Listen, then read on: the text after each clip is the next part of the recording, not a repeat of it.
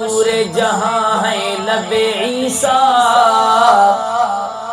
ऐ जाने जहां वो तेरी ठोकर से अदा हो। सुभान अल्लाह चो जोर सां सभई हथ मथे करे चो सुभान अल्लाह। ऐ महबूब हज़रत ईसा सोहणे जी ज़बान जेको कम कंदी हुई ओहो तव्हांजे रुगो कदम मुबारक जे ठोकर सां कम थिए थो। ज़ोर सां चओ सुभान अल्लाह। जिस बात से मशहूर जहां है लबे ईसा, ऐ जाने जहां वो तेरी ठोकर से अदा हो। मंगते तो है मंगते कोई शाहू में दिखा दो, जिसको मेरी सरकार से टुकड़ा न मिला हो। गदागर सां पिनंदड़ त आहियूं मुस्तफ़ा करीम जे सहारे हर घड़ी, पर दुनिया को जो को बादशाह त ॿुधायो न जंहिंखे महबूब जा टुकर न मिलिया हुजनि। ज़ोर सां चओ सुभान अल्लाह। मंगता तो है मंगता कोई शाहू में दिखा दो, जिसको मेरे सरकार से टुकड़ा न मिला हो। हबीबन निहारियो सुराका जो घोड़ो मथे उथण लॻो। चयई त कम त थी वियो, हाणे घोड़ो मुकम्मल मथे अची वियो। पथरेली सरजमीन हुई, अमान त ॾेई वेठुसि, पर होॾां 200 उठ पिया यादि अचनि। सुभान अल्लाह चओ। वरी शैतान हमलो कयो। चई त हिम्मत कर, निकिरी वियो ऐं ॿाहिरि वारो कर, वरी डोड़ कर। वरी भॻुसि, वरी थोरो अॻिते वियुसि, वरी घोड़ो लहण लॻो। सुभान अल्लाह चओ ज़ोर सां। वरी अर्ज़ कयई अमान मिले, कुर्बान वञा रहमतुल लिल आलमीन जी ज़ाता। हबीब करीम उन्हीअ खे पिट पार तो कोन ॾिनो आहे। महबूबन करीमन उन्ही जे लाइ बददुआ कान कई। वरी दाह कयई त या रसूल अल्लाह मुंहिंजी जिंद छॾायो, मूं तौबह कई।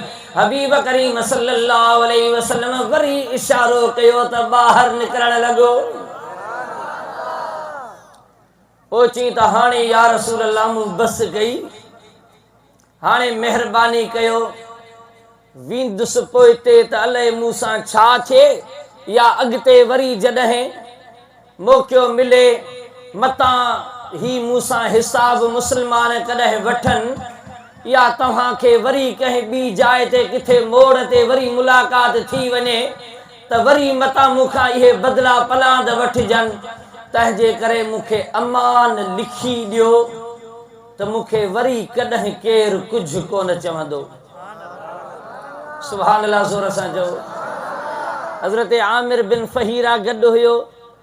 सैयदना सिद्दीक़ अकबर जो ख़लीफ़ो ग़ुलाम, उनखे पाण करीमन फरमायो त ठीकु आहे, हिनखे चओ त लिखी ॾे। चमड़े ते लिखी ॾिनई।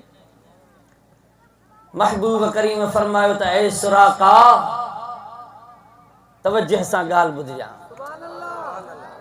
सुराका, उन टाइम छा थो समझी, उहो टाइम कीअं हूंदो जो मां मुस्तफ़ा करीम तुंहिंजे हथनि में सोना कंगण ॾिसी रहियो आहियां। सुभान अल्लाह न चई ज़ोर सां। छा ॾिसी रहियो आहियां? सोना कंगण हथनि में ॾिसां पियो।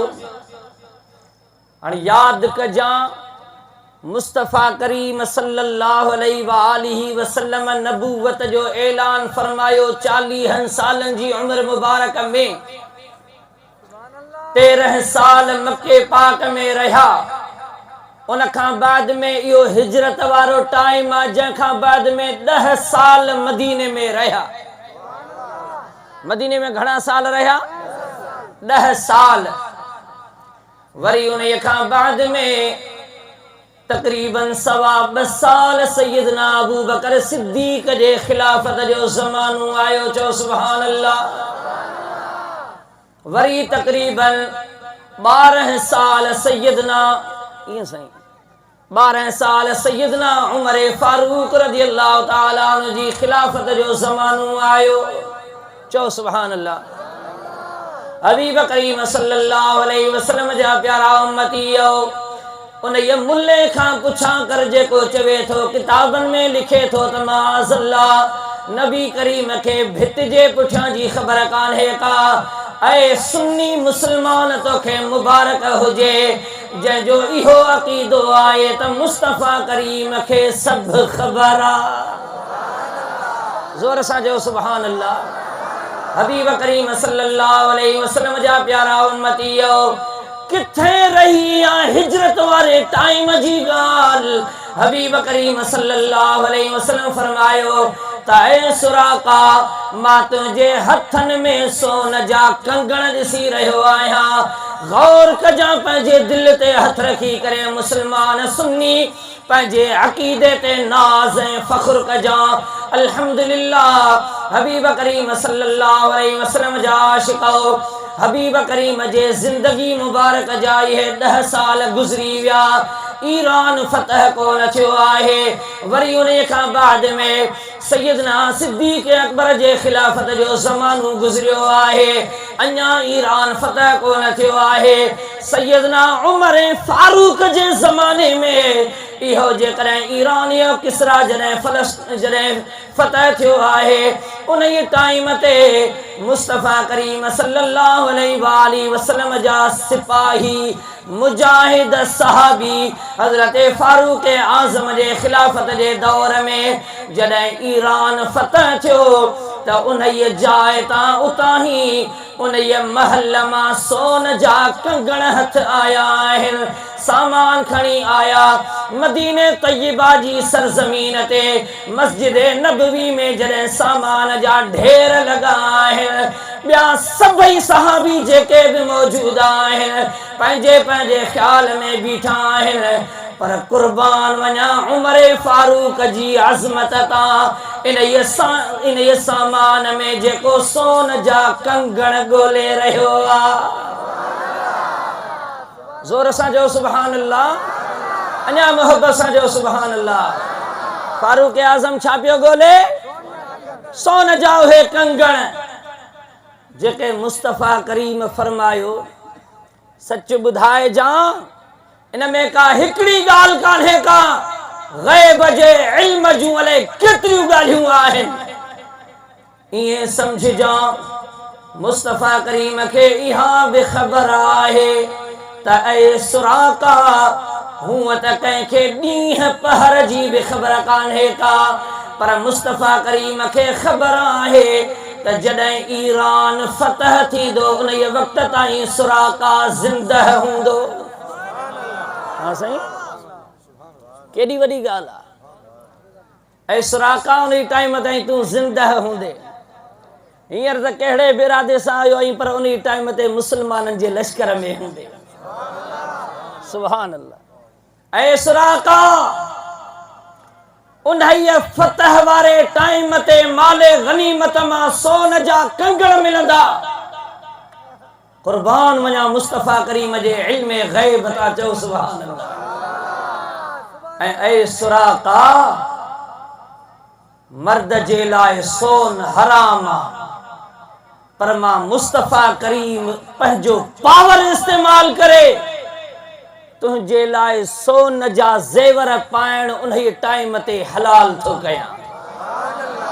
ज़ोर सां जो सुभान अल्लाह। ऐं सुराका छा उन टाइम ते ॾिसो, हूअं इहा ॻाल्हि ते कम जी ॿुधाए छॾियांव। हिकिड़ा माण्हू कुझु शौक़ीन हूंदा आहिनि, अल्लाह तव्हांखे माल मिल्कियत सभु कुझु ॾे, पर काफ़ी माण्हू शौक़ीन हूंदा आहिनि पोइ वरी सोना लाकेट पाए हलनि, सोनियूं मुंडरियूं पाए हलनि। यादि रखी छॾियो इहा ॻाल्हि साईं। हा साईं मुफ्ती मोहम्मद अयूब साहब ॿुधाए थो अञा वरी कलंदर जा कड़ा बि हूंदा आहिनि। खुदा शल असां सभिनी खे मुहम्मदी शरीयत जे अदब जी तौफ़ीक़ नसीब करे। इहा ॻाल्हि सम्झी छॾियो त सोन मर्द खे हराम, सम्झो था। सोन ऐं चांदी औरत खे पाइण जी इजाज़त आहे, मर्द खे सोन पाइण हराम आहे। ऐं चांदी बि मख़सूस मिक़दार में, मुंडी हिकिड़ी मर्द पाए सघे थो, ईअं न त सॼो हथु ईअं मुंडियुनि सां भरे छॾिजे, सम्झो था। घणा ईअं मलंग मस्ताना पाए पिया हलंदा आहिनि, ईअं न करणु घुरिजे। ॿी ॻाल्हि इहा आहे त लोह जा कड़ा, जीअं साईं फरमायो त लोह औरत खे बि जाइज़ कोन्हे को पाइण, त मर्द खे बि जाइज़ कोन्हे को, सम्झो था। खोड़ माण्हू इहे कड़ा पिया पाए हलंदा आहिनि, कहिड़ो इहो न मां छा थो मिले, कुझु बि कोन्हे के। मुस्लमान मर्द मुहम्मद करीम जो उम्मती आहे, इन जे लाइ कलमो ई खोड़ आहे। ज़ोर सां जो सुभान अल्लाह। वरी हज़रत रोज़े धणीअ जो ॾिनल ज़िक्र आहे त ख़ुदा जो कसम आहे, ॿी ज़रूरत ई कहिड़ी आहे। मुहम्मदी जेकॾहिं आहे त उहो शान शौक़त सां जीए, अल्लाह जी ज़ात जे मथां भरवसो रखी हले, केर बि उनखे कुझु बि कोन करे सघंदो। सुभान अल्लाह। ज़ोर सां जो। हज़रत रोज़े धणी आयो शरीयत खणी, पाण फरमाईंदा हुया मुहम्मदी शरीयत जो पैगाम पहुचाइण हज़रत रोज़े वारे आयो। हिकिड़ी औरत आई, चई त क़िबला, ईअं का बरोच का औरत हुई आई, फ़क़ीराणी अची करे हज़रत रोज़े वारे खे अर्ज़ कई त क़िबला दुआ कयो त अल्लाह करीम पुटड़ो अता करे। तवज्जो आहे, दुआ कयो त रब पुट ॾे। हज़रत रोज़े वारे फरमायो त अम्मा अल्लाह तोखे पुट ॾींदो। त उहा माई हुई कुझु बरजुस्ता, चई त क़िबला ईअं थोरई, केतिरा ई अल्लाह वारा हूंदा आहिनि, सफ़ा निशानियुनि सां ई ॿुधाईंदा आहिनि त हिन निशानीअ सां जेकॾहिं पुट मिलई त सम्झिजा त मुंहिंजी दुआ सां थियो आहे। सो तव्हां बि का अहिड़ी महिरबानी कयो। हज़रत रोज़े धणी रज़ी अल्लाह ताला ने इरशाद फरमायो त अम्मा वाकई अल्लाह जा वली सगोरा खोड़ आहिनि, रब करीम जी ज़ात बबरकात उन्हनि खे कम बि मुख़्तलिफ़ विरहाए ॾिना आहिनि। कंहिं अल्लाह वारे जो कम इहो ई आहे त रब जी दरबार मां पुटड़ा वठी ॾे, कंहिंजो कम इहो आहे त माण्हुनि जूं ॿियूं जेके हाजतूं आहिनि उहे रब जी बारगाह में पेश करे। कंहिंजो कहिड़ो कमु आहे, कंहिंजो कहिड़ो कमु आहे, पर असांखे रब करीम इन जे लाइ मोकिलियो आहे त असां मुहम्मदी शरीयत ऐं दीन घर घर पहुचायूं। ज़ोर सां जो सुभान अल्लाह। उहो हज़रत रोज़े धणी जंहिं साल जा 9 महीना सैर सफ़र करे झर झंग में ज़िक्र पढ़ायो। ज़िक्र का मामूली ॻाल्हि कान्हे का। हिकिड़ो भेरो पाण इन इरादे सां निकिता के फ़क़ीर के मुरीद थियणा हुया कंहिं इलाइक़े में, वॾो थकावटुनि वारो ॾूराहूं पंधु करे। हज़रत रोज़े वारा, ॻाल्हि इहा हुई फ़क़ीरनि खे सभिनी खे इहा ख़बर हुई त उते के मुरीद थी सिलसिले आलिया क़ादरिया में दाख़िल थींदा, सम्झो था। पोइ छा थियो जो, तवज्जो कजो हेॾे। हज़रत रोज़े वारा हलिया। इहो सफ़र वॾो थकावट वारो, गर्मीअ वारो, उठनि घोड़नि ते हज़ारें जमायत हुजे गॾु, इहो सफ़र करे जो उते पहुता त 9 ॼणा हज़रत रोज़े धणीअ जा मुरीद थिया। घणा? ॾाढे ॻाल्हायो। 9 ॼणा जो मुरीद थिया। कंहिं फ़क़ीर खे इहा ॻाल्हि ॾाढी अजीब लॻी। हेॾो पंधु करे आयासूं कशाला, सफ़र करे थकावटुनि जा तकलीफ़ूं करे रुगो इन्हनि 9 ॼणनि जे लाइ आयासूं। 9 ॼणा रुगो मुरीदीअ में दाख़िल थिया क़ादरी तरीक़े जो ज़िक्र करण जे लाइ। हज़रत रोज़े वारे खे इहा ख़बर जो पई आहे उन ये फ़क़ीर जी कयल ॻाल्हि रोज़े धणी रज़ी अल्लाह ताला अन्हु जे कन मुबारक ताईं पई। पाण फरमायूं त ए फ़क़ीरो, तव्हांखे इहे 9 ॼणा के थोरा था लॻनि छा? पाण फरमायूं जेकॾहिं सुबुह जे टाइम ते हिकिड़ो फ़क़ीर 4000 भेरा ज़िक्र पढ़े, ही त छट धणी सरदार असां ते मिड़ई करम नवाज़ी कई जो 1000 मां 100 ते बिहारी।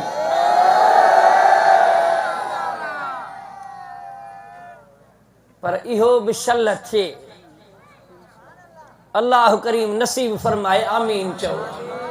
100 जी तस्बीह जेका ला इलाहा इल्लल्लाह वारी आहे, टाइम घणो लॻंदो, इहो बि नथा करे सघूं।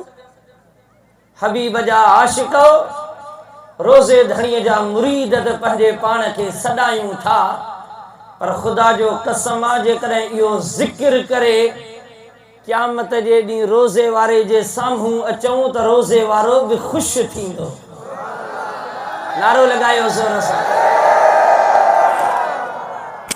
पर ज़िक्र कयूं न, पोइ वरी रोज़े धणीअ जे अॻियां अचूं त पोइ ख़ुदा शल रहम करे, आमीन चओ।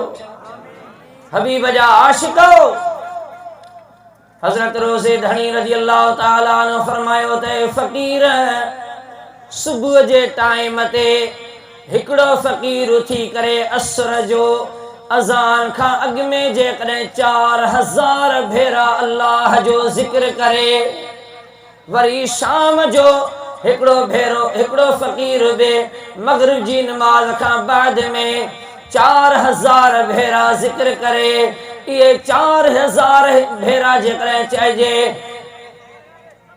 4 न 36, सुबुह शाम जे टाइम ते जेकॾहिं 36000 भेरा अल्लाह जो ज़िक्र थिए त छा था सम्झो?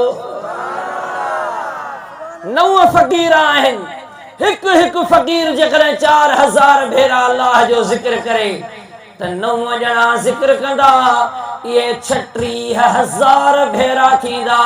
सुबुह जो बि अल्लाह जो ज़िक्र 36000 भेरा थिए, शाम जो बि अल्लाह जो ज़िक्र 36000 भेरा थिए। इहो को मामूली टाइम त कोन्हे को, इहे मामूली बरकतूं त न आहिनि। हबीब करीम जा प्यारा उम्मतीओ, जेकॾहिं झर झंग जे इलाइक़नि में, मीरपुर ख़ास जे इलाइक़े में हज़ारे हज़रत रोज़े वारे जा फ़क़ीर हूंदा, इहे जेकॾहिं सुबुह शाम वेही करे ज़िक्र करण त ख़ुदा जो कसम आहे त बेड़ा ई पार थी वेंदा। ॿुधायो त बरकतूं थींदियूं या न? पर ज़िक्र छॾियो अथऊं तॾहिं त हालत आहे। फ़क़ीरो, रोज़े धणीअ ज़िक्र जेको ॿुधायो आहे, असां भले राति ॾींहं पंहिंजा विर्द वज़ीफ़ा कयूं, पर उन्हनि में एतिरो असर कोन्हे को जेको मुर्शिद जी इजाज़त सां विर्द मिलियल आहे, उन में असर आहे। केतिरी बि तकलीफ़ परेशानी हुजे, अल्लाह जो ज़िक्र करे, रब जे हुज़ूर में इल्तिजाऊं अर्ज़ मारूज़ कर त अल्लाह करीम बेड़ा ई पार फरमाए छॾींदो। हिकिड़ो फ़क़ीर हुयो जेको ईअं सफ़र कंदे कंदे वञी करे कोहिस्तान जे इलाइक़े में उते पहुतो, वञी मेंहिका उनजी गुम थी वई। ग़ालिबन मलफ़ूज़ात शरीफ़ में ज़िक्र आहे, उन्हनि जबलनि पहाड़नि में सहरा में वञी पहुचे, ॾिसे त उते ला इलाहा इल्लल्लाह जो आवाज़ पियो अचे। सुभान अल्लाह, ज़ोर सां चओ। ॻोल्हा कयईं त किथां थो आवाज़ अचे, हेॾां होॾां वियो, ज़ाहिरी नज़र त केरु कोन आयो। चई त पक सां आवाज़ हिन जाइ ते किथे ई अचे थो, इहो पक सां आवाज़ क़बर मां पियो अचे। पर हाणे जेकॾहिं आवाज़ पहुचे पियो त माना थोरो ई पंधु आहे, वेझो आहे, थोरो खोटियां, इहो हयात हूंदो फ़क़ीर। घणो करे हज़रत रोज़े वारे जो फ़क़ीर आहे, तॾहिं त ज़िक्र पियो करे मग़रिब खां बाद में। थोरो ई ज़मीन जे वेझो आहे, पटे करे इन सां कचहरी त करे वठां। सम्झो था, खोटियई ज़िक्र बंदि थिए थी वियो, वरी छॾे नेठि हिन बि चयो त हाणे खोलणो आहे। पोइ जिते ॻाल्हि पहुती, वञी उन फ़क़ीर ताईं पहुतो, ॾिसे त वाक़ई क़बर में हिकिड़ो सुतो पियो आहे, पर उन जो सॼो जिस्म ॻरी वियो आहे, रुगो चहिरो उनजो सलामत आहे, ज़बान चुरे पई, ला इलाहा इल्लल्लाह जो आवाज़ उन मां अचे पियो। नारो लॻायो गॾिजी करे। उन खां पुछे थो त ॾे ख़बर तूं निस्बत कंहिं सां थो रखी, मुरीद कंहिंजो आहीं? चई ताऊं आऊं फ़क़ीर, नालाइक, मुंहिंजी हैसियत त का बि कान्हे का, पर हिन अदना ग़ुलाम जी निस्बत हज़रत रोज़े धणी सरदार सां आहे। चई त ॾे ख़बर ही तुंहिंजो हाल अहिड़ो थियो आहे, जिस्म तुंहिंजो सॼो ॻरियो पियो आहे, रुगो चहिरो सलामत आहे। चयई त असांजो मुर्शिद मुरब्बी जॾहिं असांखे ज़िक्र पढ़ाईंदो हुयो, फरमाईंदो हुयो जॾहिं ज़िक्र पढ़ो उन टाइम ते दिलि खे हाज़िर करे अदब सां उन जी माना बि ज़हन में रखंदा कयो, ऐं जेको बि उन ला इलाहा इल्लल्लाह जे माना मां तव्हांखे मालूम थिए थो, उन ते ज़िंदगी गुज़ारे अमल बि कंदा कयो। ईअं सम्झो आलिम सगोरा मौजूद आहिनि, ला इलाहा इल्लल्लाह जंहिंजी माना ईअं सम्झो अल्लाह खां सवाइ केरु गुनाह बख़्शींदड़ कोन्हे को, अल्लाह खां सवाइ केरु रिज़्क़ ॾींदड़ न आहे। जेके बि रब करीम जूं सिफ़तूं आहिनि से इलाह खां नफ़ी करे अल्लाह जी ज़ात में उन्हनि जो इस्बात साबित करणो आहे। हज़रत रोज़े वारा फरमाईंदा हुया त ईअं अल्लाह जो ज़िक्र कयो, पर असां बेअदबी कईसूं, ईअं दिलि में उन जी माना कोन सम्झीसूं। उन जे बेअदबीअ जे करे जिस्म ॿियो त सलामत कोन रही सघियो आहे, पर ज़बान ज़िक्र में हूंदी हुई, तंहिंजे करे अल्लाह ताला जी ज़ात बरकात असांजो चहिरो ज़बान जे ज़िक्र जी बरकत सां जारी रखियो आहे, साबित रखियो आहे। अॼु बि इहो चहिरो आबाद आहे, तरो ताज़ा आहे, रब करीम जे ज़िक्र जी बरकत आहे।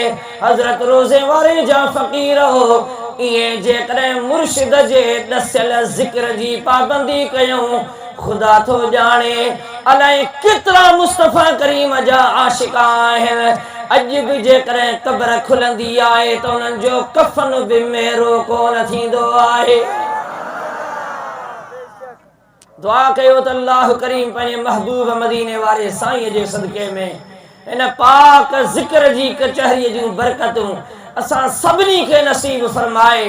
ख़ासि तरह सां हिन पहवर बिरादरी जेका हीअ कोशिश कई हिन दीन जी दावत असां तव्हां ताईं पहुचाइण जे लाइ ही सुहिणो मंडल सजायो आहे। शाल रब करीम उन्हनि जे वेढ़नि खे मुहबतुनि बरकतुनि सां शाद आबाद रखे।